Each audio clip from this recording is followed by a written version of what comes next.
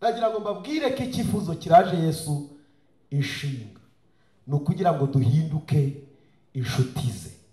Intumwa zigeze kumumenyera, yiga gushyiraho batatu ajyana atajyanye bose, yiga gushyiraho uwo yegamira mu gituza ashobora kubwira andi mabanga atabwiye abandi, yiga uburyo bwo gusenga atajyanye na bose, atari wo mutima wa Yesu.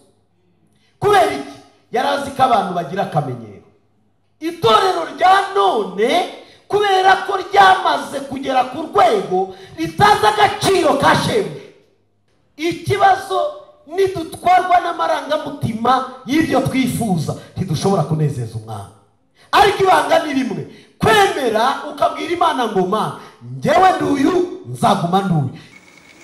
Hariho umuntu wari urwaye witwaga Lazaro w'i Betaniya, ikirorero cy'iwabo wa Mariya na Marita mwene se.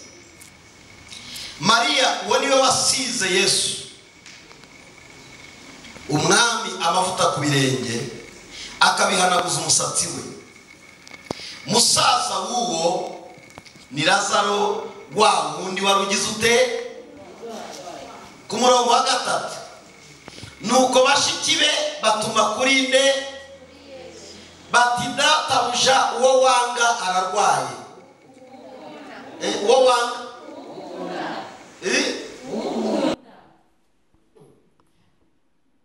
ukunda uwo wanga. Burya muri maso kabisa. Nari mbicuritse kugira ngo numve ko hari ibyo muva ngo yego, uko hari abantu batasoma n'abandi batagira Bibiliya. Yesu abahe gutekereza gutunga Bibiliya, ko telefone zacu dutunze zirahenze. Biratangaje ko umuntu atunga telefone ihenze ngana downloading Bibiliya basi muri telefone ye. Smartphone zose zirimo, harimo aga system ka Play Store cyangwa se Play Store. Ako kantu udownloading ibintu byose ushaka ugasoma. Rero abataraguze Bibiliya mujye mu downloadinga kugira ngo tubashe gusoma ijambo ry'Imana. Bashiki be batuma kuri Yesu bati databuja ukunda ararwaye. Yesu abyumvise aravuga ati iyo ndwara si iyo kumwica, ahubwo niyo guhimbarisha Imana no gutuma umwana w'Imana agira ute. Mwakire neza ijambo ry'Imana. Reka turebe muri Matayo 26. Matayo 26.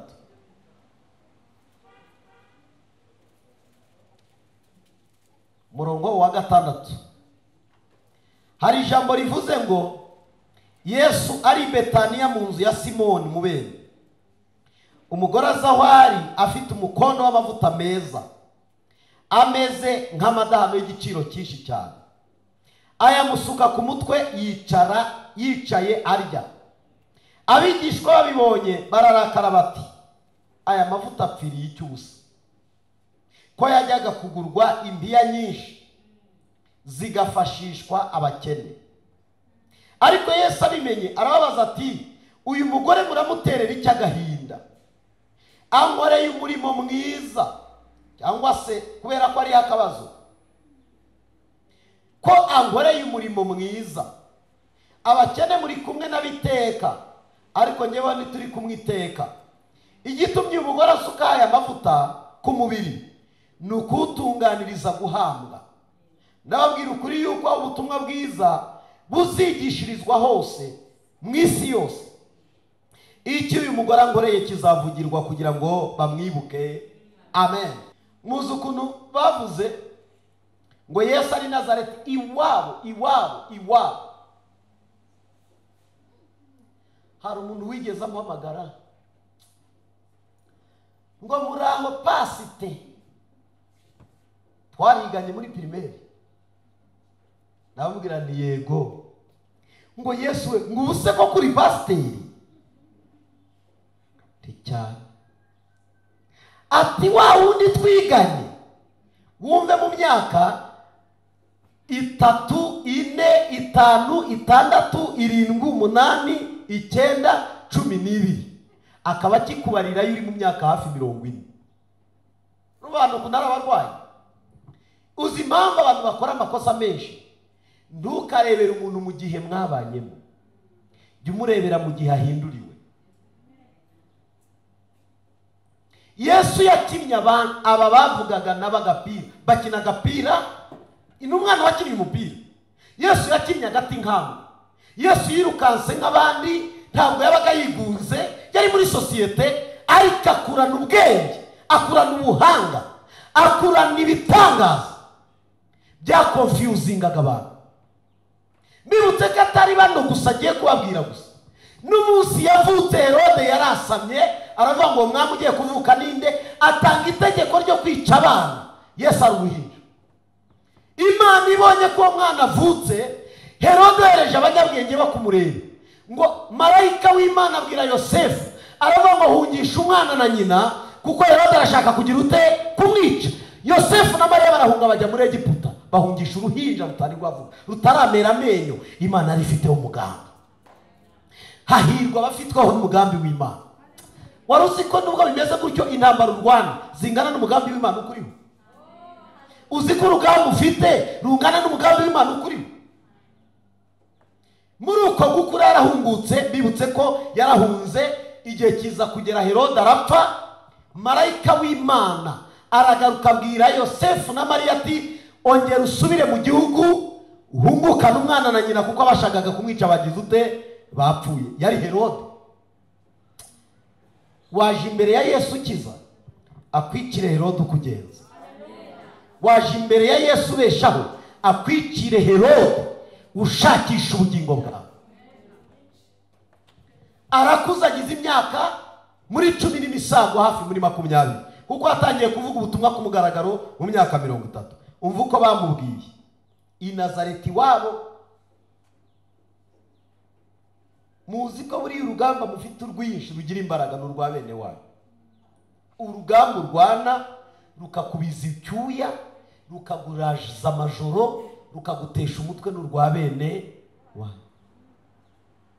Bene wanyu iyo baguhagurukiye baguteranya neza kuko bakuzi, bagusenya neza kuko bakuzi, bakuvuga baguhereye mu mano bakakugera ku musatsi. Bene wacu ni beza iyo bakoreshejwe n'Imana. Bene wacu baba babi iyo bakoreshejwe n'umwanzi. Amen. Ntabwo se mubizi? Ndabivugaho.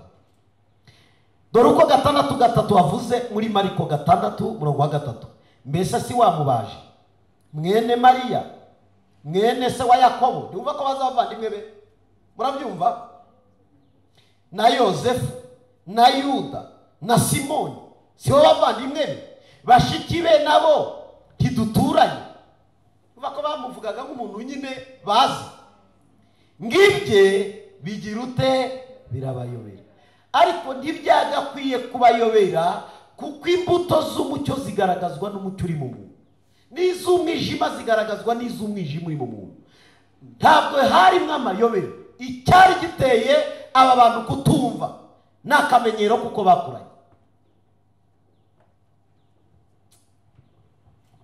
Muzi ko no mu rusengero bihaba. Iyo wamenyereye umushumba wawe umuburiraho umugisha, abavuye amahanga bakamuboneraho umugisha. Atari we, kuko amahame y'umugisha arahari.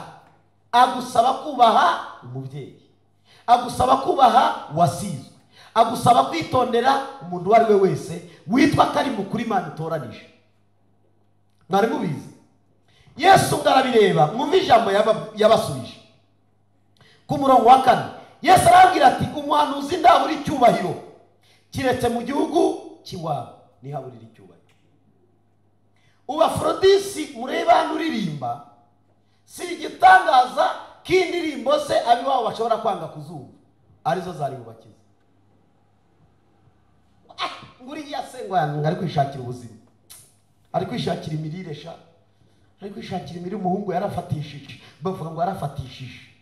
Donc ibibakiza ntabwo babyumva, bavuga ngo yagize ute yarafatishije. Iryo ni ikosa mu bwami rikuvutsa umugisha, kuko ikosa rya mbere ni ugusuzugura marayika Imana ikugize ute igutumye. Yesu yari marayika, Yesu yari Imana, Yesu yari umwami, ariko abo yari kumwe nabo ntibagize ute, ntibamwemera. Abasubiza igisubizo kivuga ngo umuhanuzi nta muri cyubahiro kireka mu gihugu cyahe kiwabo. Yesu ashimwe. Ubundi uri kubona abantu batakubaha abambere nabiwanyu. Ni ukuri kose, nushake uzabiki abantu bambere batakubaha nabahe nabiwanyu. Simvuze ngo mwangane ni wanyu, ariko agasuzuguro kabiwanyu niko kajejeta ku mazuru. Yatambuka ngo dore mwene runaka haratambutse n'ubumodoka hakajashaha ati burara baje kutwemeza. Abandi yo muhuye baravuga ngo yo ese wabonye Mugisha ati wambonera se nanjye uburyo nabona akazi. Yumva kagiye kukwinginga uwahandi, ariko abiwanyu nibakwinginga bashaka ngo ubikore kwitegeka.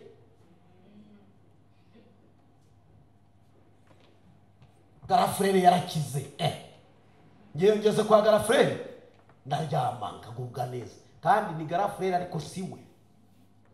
Ngewe ibyanjye si ibya murumuna wanjye, niyo yaryama abaryamye iwanjye ntabwo abaryamye. Yes. None se ngewe ibya data ni ibyanjye, ibya mama se ni ibyanjye. Umugisha wawe n'uwawe, ariko abakuzengereza cyane bakagusuzuguza abenshi ni bene wanyu. Agasuzuguro ni kabi kuko gatuma umuntu aburira umugisha oya akawubonera. Ibaze uyu munsi gewe aho umukristo ampamagara wacu mutagira ngo n'umushyitsi ngo bite se pastor ni sawa nguri yeko ngushaka, ari we wamusubiza guki? Subiza, ari we wamusubiza guki? Uri yeko ngushaka, uri mu rugo, uri hehe? Kandi na madamu ntiyambwira, ariko umukristo arabikubwira kubera kukumenyera. Dore ibyaga bagize akuburiyeho iki? Imana ni umwere muri iyo dosiye ndiri, kuko mutamenye uwo mubana nawe mugiye kubura umugisha. Niko abantu bigenda.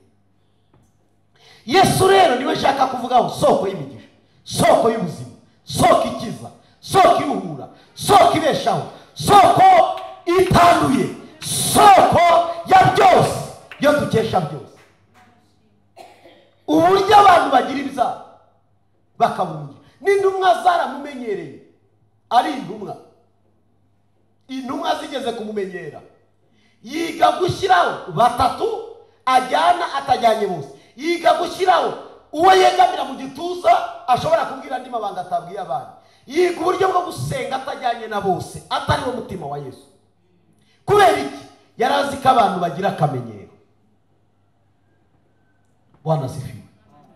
Imana niguha umuntu uzirinde mwabyumvishije? Amen. Tukamenyere umuntu Imana iguhaye, ujye uhora umufata nk'umuntu mushya wakiriye, umufate nk'umuntu mushya.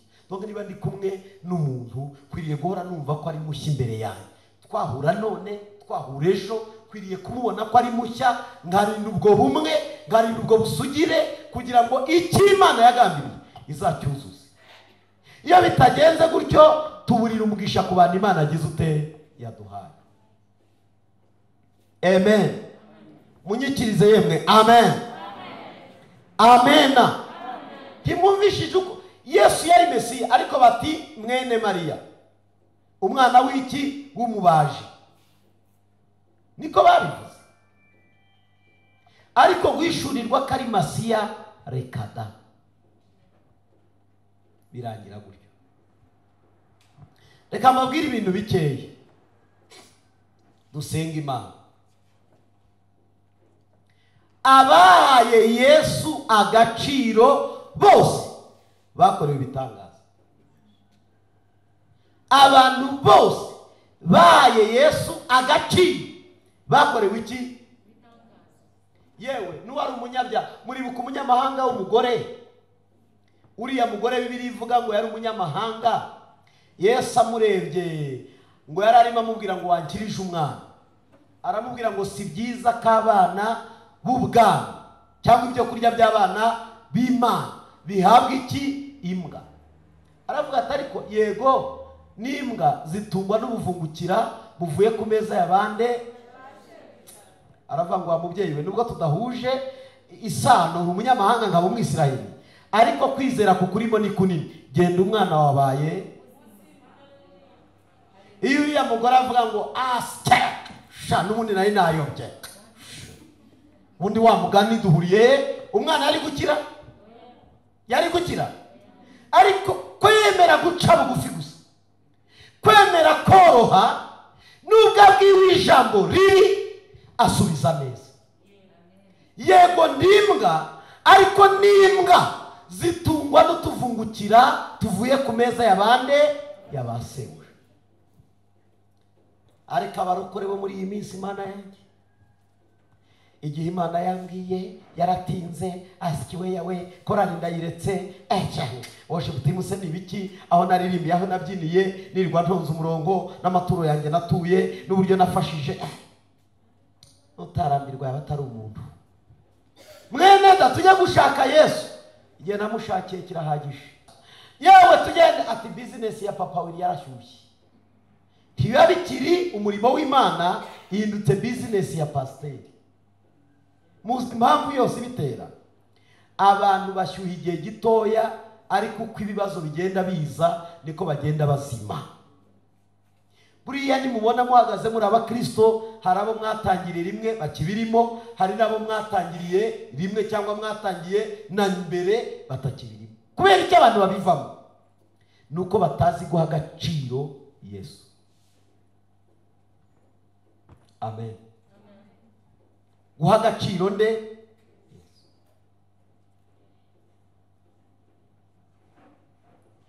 Iyo usomye muri Luka 7 umurongo waho wa mbere, Luka 7, kadusome mu izina rya Yesu, nirukange dusenga Imana. Luka 7 turasoma n'umurongo waho wa mbere, tuhasanga inkuru y'umugabo Yesu akiza umugaragu wari umutware w'abasirikari. Ngo nuko ayo magambo yose amaze kuyabwira abantu, ajya i Kaperinawumu. Hari umutware utwara umutwe w'abasirikari, yari afite umugaragu we akunda cyane, wari urwaye yenda gupfa. Uwo yumvise inkuru ya Yesu amutumaho abakuru b'Abayuda kumumwingingira ngo aze gukiza umugaragu we. Nabo basanze Yesu baramuhendahenda bati, ni umuntu ukwiriye kumugirira utyo, kuko akunda ubwoko bwacu, ndetse n'isinagogi yacu niwe wagize ute? Wayitwubakiye. Atumye abagaragu ngo mumuhendahendere. Amen. Abo abwiye nabo bajya kugira ute? Kumuhendahenda. Baramubwira ngo mwigisha, ntugire ngo ni nicyo gusa. Icya mbere, uriya muntu akunda ubwoko bwacu. Icya kabiri, uyu yari umuroma, kuko Roma yakoroneje Isiraheli, iba empire irayobora kugeza ubwo yayoboye n'ubwoko bw'Abayuda. Muzasoma amateka muzabimenya, singiye kuvuga cyane ku mateka. Abisiraheli bagirira umugisha kuri uriya mutware, abubakira iki? Isinagogi. Arwaje umugaragu we, amenya amakuru yande ya Yesu, atitaye ko yubatse urusengero, atitaye ko yagiriye neza Abayuda. Aravuga ati nimugende mu nyingingiri uwo mutware w'Abayuda, mu munyingingiri. Mwebwe muzaba uyu munsi mbakwa ku gatelefone gato. Yesu ashimwe. Ngewe nitwa Aloyizi ntuye Nyamirambo. Bambwiye kujya usengera abantu, watega moto nkayikwishyurira ukaza ukansengera. Cyangwa okay, nta kibazo, na taxi voiture wayifata, nta kibazo. Nta guca bugufi, nta kuvuga ngo uyu muntu w'Imana we kuko yumvishe bavuga ngo pastor runaka, bishop runaka, profete runaka arimo umwuka w'Imana. Amafaranga ye ahari arahamagara. Aro, hanyuma reka ndebe umwanya ndibuze kuba mfite. Tumva kandi nawe ugiye gushaka umwanya kuruta wundi ari kubwira. Natwe kuko twapfapfanye, utanga habanza hano none ndakura y'ubugari. Uzahanura ibingana n'ubugari. Dushobora guhanura ibirenze iki? Ubugari. Kandi ugomba kwitonda kugira ngo amavuta atamenekeraho ukabura ya taxi cyangwa ya moto. Dushobora guhesha Imana icyubahiro. Ni nakwereka ko ari ibisamba, ari ibijura byiba, basambana biba, urumva wapfa kubivuga ukabura ya taxi. Urabihesha umugisha. Haleluya, amin. Kubera iki ibintu bigera aho ngaho? Itorero rya none kubera ko ryamaze kugera ku rwego ritaza agaciro ka shebuja, ritereye agaciro mu maso y'abantu, kugeza ubwo ubwira umuntu nta kibazo bizagenda neza. Ubu mbabwira abakristo benshi bitwa ko bafite amafaranga batunze abahanuzi wabo birirwa batonze babisikana. Sohoka yindi yinjira, sohoka undi yinjira. Ntashobora kumenya umuryango w'urusengero, ntashobora kujya gushaka aho amagambo amuhindura aba akeneye. Business bigenze gute mbwira? Urabona uriya mugore Imana igiye kumwirukana ikazana undi, ati Vashiti Imana iramusezereye. Erega naho imiryango ifite ibibazo. Rimwe bakajya kuri YouTube, umugore wanjye, umugabo wanjye, ntibikemukira kuri channel, bikemukira imbere y'Imana. Badatana ba mama babanye badakijijwe. Ibi mbabwira sinigeze imyaka yanjye mikeya n'abanye n'ababyeyi. Data yari umusinzi, yahoraga ateza intambara za buri munsi. Yarazaga twese, umuciye munsi y'igitanda, uciye akagonga icupa, uhiritse amajerekani, ugiye mu gikoni, twese tukirukanka. Yaragiraga amahane, yaba yanyoye akaba ari ubundi. Ariko nyamara yasazanye nande na mama. Ariko abarokore nibo birirwa ngo njye uyu mugabo ntambwiriye rwose, ngo sinari nzi ko ari uko ateye. Oya, no, njyewe sinabyihanganira pe. Ikibazo ni kimwe, ntabwo kuba umuntu atari yatungana bivuze ko Imana itazamutunganya. Ariko kuko agakiza ntakatubamo, dusenya n'iby'Imana yari twubakiye. Njya mbaho ubuhamya, uyu munsi umugore wanjye dushyingiwe iminsi 2 gusa, naraye mu kabari mwa 13 ya Mitsingi, ntashye ndara n'inkweto neza mu gitanda kandi arara hasi. Naravuze ni njyewe ntibazikuramo. No, izanjye ntizivamo kandi nta mugore urari iruhande rwanjye njyewe. Oya, reka. Ndaryama ndabwuzura uburiri. Arukunda abasinzi baryama bakabwuzura, burya abasinzi barabwuzura neza. Akandi ararakata nk'indege, ararazunguruka. Ababana n'abasinzi baragowe. Yesu azabakize bakizwe ntabwo mubizi. Iyo yivumbura agaheka smile, agaheka isakoshi akajya iwabo. Uyu munsi mbafite undi mugore kandi nkijijwe. Akayama ngo ngo Yesu we, ngo burya Imana ari mubitse nk'umupasiteri cyane. Ngo ati Yesu we, ati burya ari kuvuga ubutumwa cyane, kuko abamukiriye hiteka Imana ibabikiye mu bwami. Ejo bazakizwa, nitwihangane, twere imbuto, twe kumenyera. Uwo witwa ko akiriye hiteka Imana imubitse mu bwami mu buryo utazi.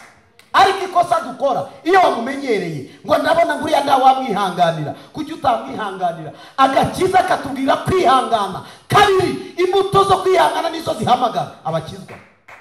Umunsi umwe akavuga ati umugore yaranyihanganiye, mada usengera pasiteri wawe ndamukene nanjye ndambike ibiganza. Tubuza abakizwa kubera twebwe. Ntabwo ari ikibazo cy'uko batumva ijambo ry'Imana, ariko imbuto badushaka muzarabuze. Bwana asifiwe. Bwana asifiwe. Bijya bintera agahinda. Uyu mugabo amenya guca bugufi, aravuga ati mumumpenda-hendere, mumumpenda-hendere. Timureba urusengero dufite ubu ngubu ko iminsi izagenda iza twaguka, abakire baza nyuma baje kureba iby'Imana iri gukora. Buriya Iyo mpamvu uzajya kubona ukabona abakizwa ngo harya urusengero rufatika ni uruhe, kandi ashobora kujya mu rusengero rwiza ariko agakiza ntikamufate. Icyiza ni ugushaka ijambo ry'Imana rigukiza kuruta kureba insengero nziza zidekoye zisukura. Ni byiza kuzigira, ni byiza kuzibamo, ariko agakiza ntikava mu nsengero zisize amarangi. Ntabwo amarangi yazanye agakiza, agakiza kazanwe na Yesu. Amen. Kandi Yesu wemeye kuvukira he? Mu muvure w'inka.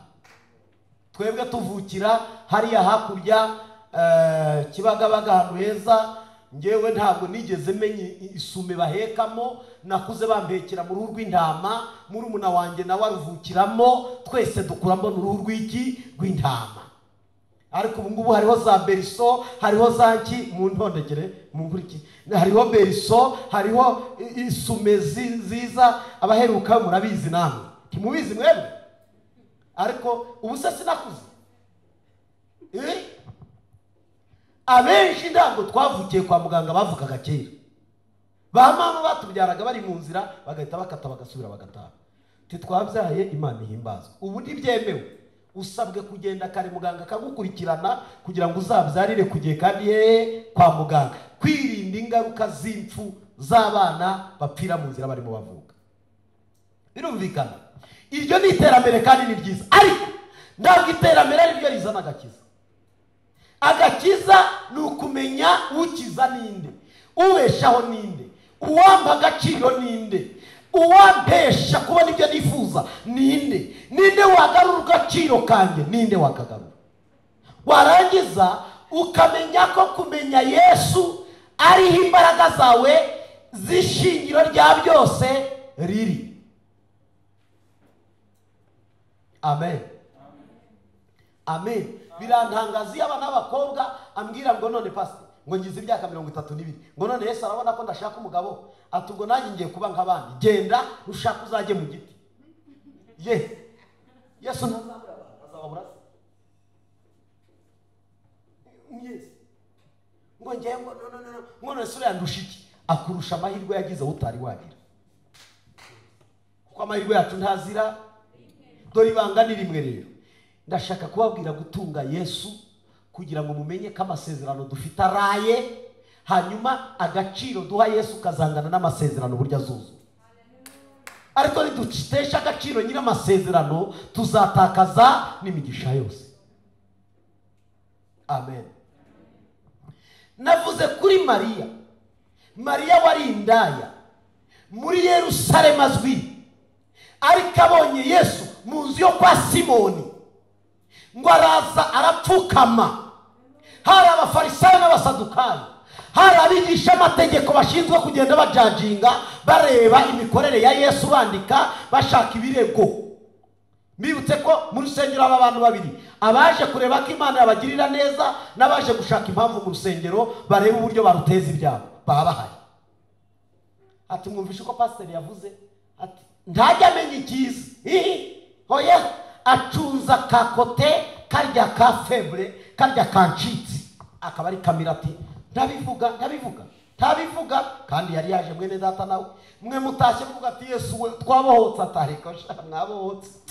Kama ubwo bya bindi wabibonye wumvisha amagambo yakoresheje. Nicyo Satani ashinzwe kuzana, abashinzwe kubibura ibyabibwe. Ariko abahanga bazi icyo bashaka ntabwo bajya batakaza ibyo bahawe, ntibabitakariza ku muryango, ntibabitakariza ku marembo, ntibabitakariza mu nzira, barabirinda. Bene abo nabo Imana irabarinda. Imana irinda abantu bose bakirana ijambo ry'Imana, kutamenyera abakozi bayo, kutamenyera amagambo avugwa, kutamenyera. Ariko Yesu azatakaza buri muntu wese utazi kuzirikana icyo yabwiwe n'icyo yahawe. Bibiliya iratubwira ngo hahirwa abantu bumva amagambo yanjye bakayakomeza, bazaba nk'abanyabwenge bubatse inzu yabo hehe ku rutare. Abo ni bande? Ni abantu batajugunya ijambo ry'Imana uko babonye, baryakirana umutima ukunze, baryakirana umutima unezerewe, baryakirana umutima wizera, ribazanira impinduka, ribazanira ubuzima bushya, kuko bizera ijambo ry'Imana bizangana n'iryo ribakorera. Mariya aragenda apfukama ku birenge bya Yesu. Arangije aririra ku birenge bya bya Yesu, ngo abitozeho amarira, ngo abihanaguze imisatsi ye yari afite myiza. Mwebwe mufite imisatsi y'injwiri, nukuri ko nta misatsi myiza mugira. Iyo bivuga abantu bakera bari bafite imisatsi singiyi yanyu, mugomba kujya kwirwa mukurubana. Kera ntibayikurubanaga, yari imisatsi y'umwimerere. Ariko amasaro y'ubu afite ibyuma byirwa bikurubana imisatsi, gorora, hengeka, curika, curama. Ibya kera byari umwimerere. Mariya yari afite umusatsi, abateologe bagenda basobanura iby'imisatsi ya Mariya. Niwe mugore wa mbere iyo yari indani wagize umusatsi wa mbere mu gihe cy'ababayeho kugera none. Ngayihanaguza ku birenge byande. Icyo ni ikimenyetso cyo guca. Ngo arangije ngo yari afite amavuta ahumura y'igiciro. Reka mbabwire yaraguraga amafaranga ngahe. Yaguraga miliyoni zirenga 50 z'uyu munsi. Reba muri mwebwe iyo tuvuze ngo muturi, ninde wapfa kuzana miliyoni 50? Yewe nuwagira imwe kwitura yapfa kwitura. Iyo tubivuze muravata, ariko namwe bashumba ntimugakabye. Ntabwo dukabya. Iyo uza agaciro k'Imana nicyo utayiha. Iyo uza agaciro k'ibyo wakorewe nicyo utatanga. Iyo uza agaciro, araza amusuka amavuta arayamena ngo aratamirana. Agira ute? Haratamirana parfait. France arya hano hambere haba amaparufe meza ni parufe y'Ubufaransa. Ubufaransa bugira parufe nziza cyane.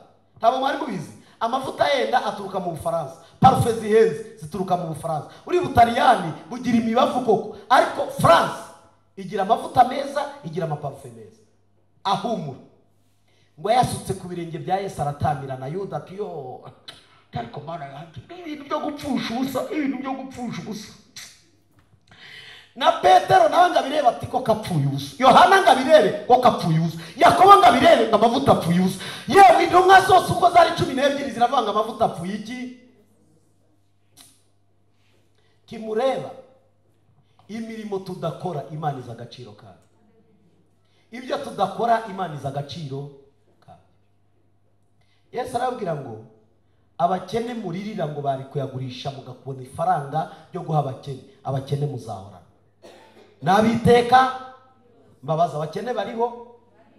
Yesu ntarengeje imyaka irenga 2000 agiye. Murabona bazashiraho. Abakene bazahoraho, ariko imirimo nyayo ikorwa uwo munsi. Mariya yakoze uwo munsi, umurimo ugira ute? Urandikwa. Aravuga ngo icyakoze kizibukwa nabi bihe byose, kandi uyu mugore azavugwa. Ariko hari abatazavugwa. Mbabaze, Matiyasi mujya mwumva bamuvugaho iki? Twumva bavuga ngo Matiyasi yaratoranijwe asimbura nde? Yuda. Hari igitangaza mwumvije yakoze? Mundu mwakoze abakoreshejwe ibitangaza ni bake. Icyakora bose bamamaje inkuru nziza, nta kibazo. Ariko umuntu ashobora gukora ikintu kikazavugwa iteka ryose. Buriya iyo uha agaciro Imana, ushobora gukora ikintu kizibukwa iminsi. Imana ifashe zazane Mama Fura ababwire uburyo yazanye inka mu rusengero n'amahembe n'ikiziriko, arayizana ayihagarika ati mwirukane. Ese abashumba bizi inka bari ati mumpa amahoro mundekereka, ninjye wayizanye mu rusengero. None se iyo uyigurisha ukazana amafaranga ati no, njye nazanye inka mfite icyo nshaka imbere y'Imana. Inka pastor ati nimumureke ngaho nimumuhe mikrofone ati vuga.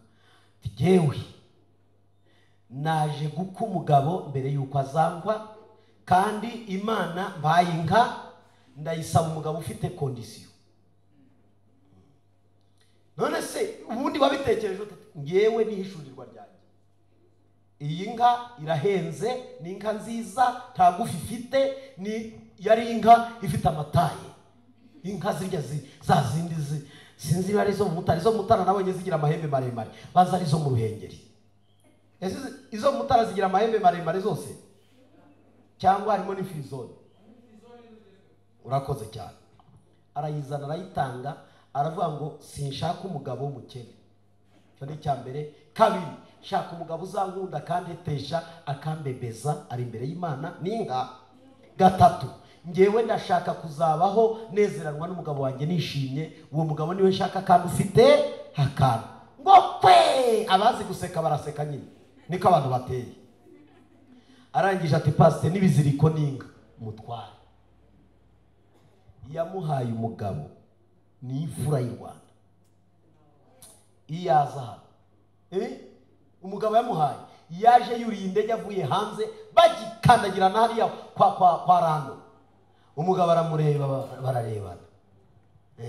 Sinye z'ibintu birihuza, abantu bararebana imitima igakomangana. Iby'Imana niko bigenda, abantu bararebana imitima igakomangana, ukumva uramukocoye nawe wawe uramukocoye, bakakocoza irakocorana. Ati suvuye, ati mvuye ati naguku. Icyaza azaza babibwirire batuye hafa. Bapanze ubukwe ntibyatinze arashyingirwa. Reka mbabwire ni inshuti zanyu. Afite umugabo mwiza umukunda, afite umugabo mwiza umutetesha, afite umugabo n'imfura, akora muri UN. Vuga ngo nakabandari bateye. Ntabyo mwari muzi.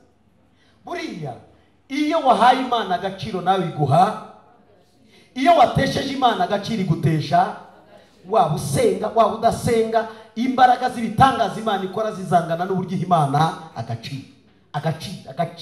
Reka mbabwire nawe ubwo wakwambura agaciro ntacyo wamupimira, ntacyo wamuha. Icya mbere ni ukumenya Imana yawe ko ifite iki agaciro. Muzi umunsi Mose yabonye Imana, yafashe Farawo amushyira ku munzani, afata Imana yishyira ku munzani, azamuye Imana yumvira remereye, azamuye Farawo yumva aroroshye, asiga Farawo akomezanya n'iki Imana. Muragira ngo biroroshye? Mesiya usezerano, umwana w'ibwami wigishirijwe amashuri y'ibwami, wariraga ibwami, waryamaga ibwami, wagenderaga mu modoka z'ibwami. Mbabazi ko mujya mubona imodoka z'abaperezida hano ku isi batwaye abamama cyangwa abadamu babo cyangwa batwaye abana, nta bodyguard mujya mubona n'imodoka n'ibinyoteri byinshi. Mutekereza ko kwa Farawo nta byari bihari se? Uwawe ese Chantal ina hano wicaye hafa, bicara hafi hano bakwicaza hafa, hegera hindura n'umukozi w'Imana nimumuzane. Chantal uravuze bitanakumva, urakoze ki? Wabyumvishe kandi barabyumva neza. Naze hafi hano, niyegere hafa, niyegere hafi, mumunyimurire, mumunzanire, hari abatamuzi, mukomeze mumwumvire aho ngaho. Hanyuma Farawo yarakomeye. Mbibutse ko mu gihe cyakiragiye bababwira Egiputa yari yo iyoboye nk'uko Amerika iyoboye none. Amerika uyu munsi nicyo gihugu twitwa ko aricyo gihugu gikomeye cy'igihangange kiyoboye isi.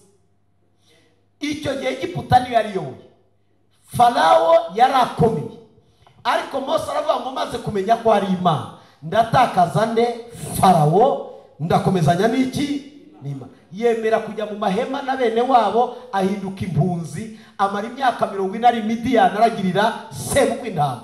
Imana igiye kumubonekerera amubwira ngo ndi Imana Aburahamu, ndi Imana Isaka, ndi Imana Isiraheli. Imyaka ugize Midiyani irahagije, narakubonye, ninjye wakwiyereye, ninjye wagutoranije, igihe cyageze ngusubiraho wirukaho. Ati reka ariko Mana, Farawo uramuzi? Uriya mugabo nabona amagambo yo kumubwira ko akomeye ahambaye ateye ubwoba. Imana iramubwira ngo nzajyana nawe. Ibaze kujyana n'Imana. Ndagira ngo mbabwire ko icyifuzo kiraje Yesu inshinga, ni ukugira ngo duhinduke inshuti ze. Duhinduke inshuti ze. Yankunda mwumvisha urwandiko Mariya na Marita banditse barakijijwe. Bibutse ko nabwiraga Mariya watanze igitambo cy'amavuta y'igiciro, ahinduka inshuti yande, kuva uwo munsi akajya ajya kurarayo. Ariko Yesu ajya ntangaza, arara ku bakobwa batagira n'abagabo. Hari abagabo b'abakire, hari abagabo bafite amamodoka, bafite amazu maremare, yihitiramo kujya kurara ku bakobwa batagira n'abagabo, bafite musaza wabo umwe bita nde Lazaro, ngo bakamutekera bakamukarangira. Yesu nawe akunda gukarangira, yaririye ku biryo bikaranze. ubu ninzi wawe uzampa imboga zitogosheje ziri aho ngaho, ntabwo njye mfite ikibazo cya diyabete, nta kibazo mfite. Nanjye nereka nanjye ndi intumwa mu cyimbo cya Yesu. Ubu ndi hano kubw'inyungu z'uwo gusa, nta zindi nyungu mbagarariye. Icyo nakora cyose mu izina rye aragikora, icyo nategeka mu izina rye aracyubahiriza. Ni iki gitumye ndahangaha, nicyo gituma iyo wabimenye ubaha abakozi b'Imana. Ariko mureke mbabaze ikibazo munsubize, kandi turi kumwe, ndabizi ko mungurikiye. Hari umuntu watinyuka kwirirwa avuga ngo mama ni indaya, mama ni ingegera, mama ni mayibobo, data si umuntu ni agashitani, mama na data, ukirirwa ubataranga umusozi, ukamanuka karitsiye, ukamanuka ku Kivumu, harya hepfo arabahita he, munyibutse madame, hepfo hano rwa Butare, akamanuka kwa Mushimire Zindiro, kwa Nayinzira, ati mfite mama w'ipumpagani w'indaya mayibobo. Hari uwabikora? Ariko dufite abakristo batazi kumenya ko abashumba baba ari base. Buriya pasiteri wacu twarumiwe, hehe, buriya rwose ngewe niba kiba no mu mwuka, niba no mu mubiri, buriya narayobewe no kwirirwa igira yagize cya yagize gutya, hehe, mukanya ati pasiteri naje. Uzi ikibazo uzagira, uzapfira imbere ya pasiteri utamuboneyeho iki? Ni ingorane zikomeye. Niyo yaba umupfapfa uramutwikira, reka mbabwire, niyo yaba ari umupfapfa ugira ute, uramutwikira. Reka mbabwire, abantu batatu bakoze icyo kintu Imana iravuga ngo mbonye abantu buzuye muri iyi si. Uwa mbere wabikoze neza ni bene Nowa. Kanani yaravuze ngo data yambaye ubusa yasinze, abibwira bene se baca inyuma batwikira ubwambure bwa se. Barangije asindukiye baramubwira ati ariko rero uyu munsi ntibyagenze neza. Bamubwira uko byagenze, ahita avuma Kanani. Babandi bahabwa umugisha bagize ute, bamutwikiriye. Umuvumo wa Kanani waramufashe. Nowa yavumye Kanani, aravumwa. Reka mbabwire undi muntu wa kabiri ni Dawidi. Dawidi yarebye ikintu gikomeye Sawuli ari kumukorera. Umunsi umwe Imana iramubwira ati Dawidi, tikarame, Sawuli ndaje muguha umugenzi uko ugize ute ushaka. Ngo umunsi yamusanze mu buvumo, abasirikari bati sitwe twakubona turagucumita icumu turaguhwanya. Dawidi arabwira ati mwarasaze, nubwo ari igipfu ni igipfu cy'Imana, nubwo ari umusazi wane w'Imana. Ngo agira umutima umuhana, akeba ku kinyita cy'umwitero yari yambaye, ageze hejuru ku musozi arawuzamura, ahamagara umugaba mukuru w'ingabo z'Abisirayeli, aravuga ati niko yewe, kuki mutarinze umwami wanyu? Dore uyu munsi Imana yari yamumpaye ngo mugenze uko nshaka, ariko kuko mfite umutima utunganye mu maso y'Imana, Imana imbere umucamanza ko nta kibi Imana indebamo. Iyo bari ukumwica mba namwishe, iyo bari ukubica mwese mba nabamaze, ariko kuko nta mutima murandwanyiriza ubusa, muranyirukanganira ubusa. Ese murampora iki? Ko ndi indumbi y'imbwa, ndi imbaragasa, ariko umwami wa Isirayeli wakurikiye ninde? Asoza akora konkiriziyo ngo Mana utubere umucamanza, nge na Sawuli utubere iki? Umucamanza. Amenye ko ahiga inzirakarengane, amenye ko wahiga nta mutima mubi mufitiye. Sawuli ngo abyumva ati yo, ati umwana arushije gukiranuka yewe Dawidi we, ati reka nkubwire, ati nubwo ngwirukangana, ati gukomera kuzakomera katani, kuba umwami uzaba umwami, bizatinda ariko uzaba iki? Arayihanurira wenyine avuga ngo uzansimbura. Ariko uyu munsi iyo bavuze ngo uzaba pasiteri, uhita usimbura uhari. Tugiye kumuhirika akanyariro. Imana ndimwumvisha ibyavuzeho ra, hanyuma se gahunda ni gutegura kudeta. Ubababwire mu bwami bw'Imana ntihabaho kudeta. Hoya rwose ingoma ya Kristo ntibatera kudeta. Ikibazo ni kimwe, iyo dusenga dute, iyo dushaka Imana dute. Ikibazo nidutwarwa n'amarangamutima y'ibyo twifuza, ntidushobora kunezeza umwami. Ariko ibanga ni rimwe, kwemera ukabwira Imana ngo Mana njyewe nduyu nzaguma nduyu, njyewe nduyu uzantabare nduyu, njyewe nzaguma nkubaha, nzaguma nguha agaciro. uzambesha agaciro muri iyi si yanyambuye agaciro, uzantabare muri iyi si y'uruvangitirane rw'ibibazo byinshi, Imana izakwiyereka. Akantu natunze amafaranga arashira, sindiho. Hari umunsi umwe najyaga ngenda mfite 500 buri munsi, ntabwo nagendaga ndafite kofi yanjye n'imifuka irimo 500.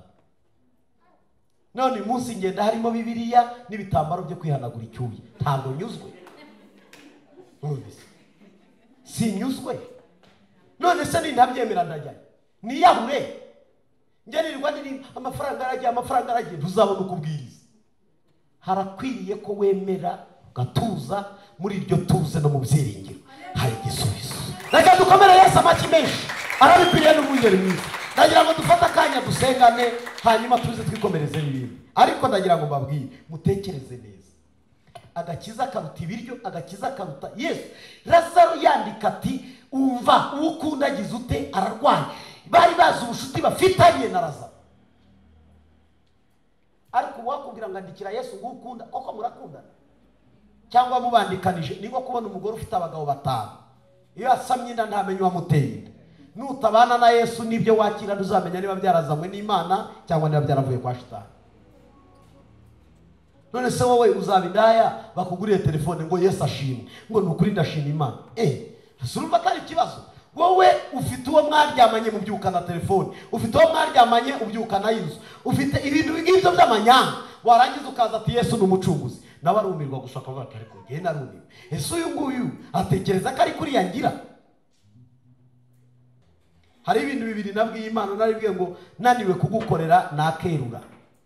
Ntabwo najya gufata umwanya wanjye wo kwirirwa mfusa,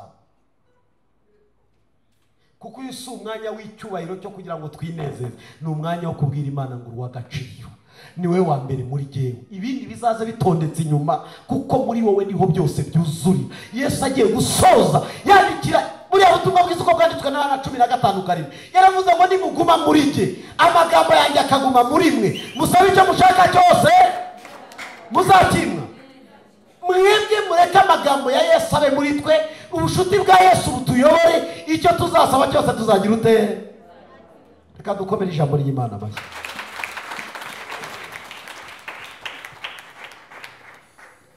Zamura ikiganza cyawe. Mwami Yesu, nje imbere yawe, mitima yacu iri imbere yawe, uri umucamanza ureba.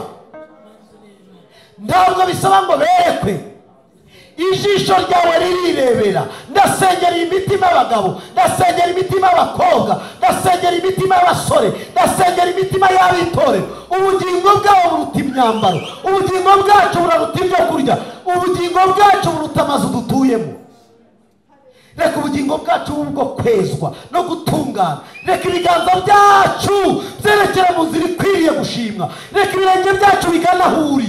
Reka imitima yacu itekereza ibyo utekereza. Reka imigambi yacu ibane nawe. Ndinginga muri uyu mwanya ngo ubugingo bwacu bw'igiciro mu maso yawe. Uyu mugoroba turagwenda heza, uyu mugoroba turakwinginze, uyu mugoroba ducishijwe bugufi imbere yawe. Ese ibitekerezo byacu, ese imitima yacu, ese akanwa kacu, ese imikorere yacu, aho twirirwa n'aho turara n'aho tuba, reka batubonemo agakiza gashyitse. Reka imitima y'abizera ibi mitima ikiranuka uko bikwiriye. Ndarindi turo twazana ritari umutima umenetse mu maso yawe. Amaturo meza mu rusengero ni umutima uciye bugufi mu maso yawe. Ababyeyi baciye bugufi, abagabo baciye bugufi, abakobwa baciye bugufi, abasore baciye bugufi, barizinutswe, baribagiwe. Hari ibintu byababoshye, hari ibintu byabatandukanije nawe, hari ibintu byabajyanye kure, hari ibintu byatumye batera, hari ibintu byatumye badatungana, hari inzira mbi banyuze ntiyabahesheje amahoro. Bavanyeho ibikomere n'inguma, bavanyeho imisari, ariko uyu mwanya mwana bacishijwe bugufi mu maso yawe. Reka weze, reka ugire imbabazi, utubabarire icyaha n'igicumuro twakoze.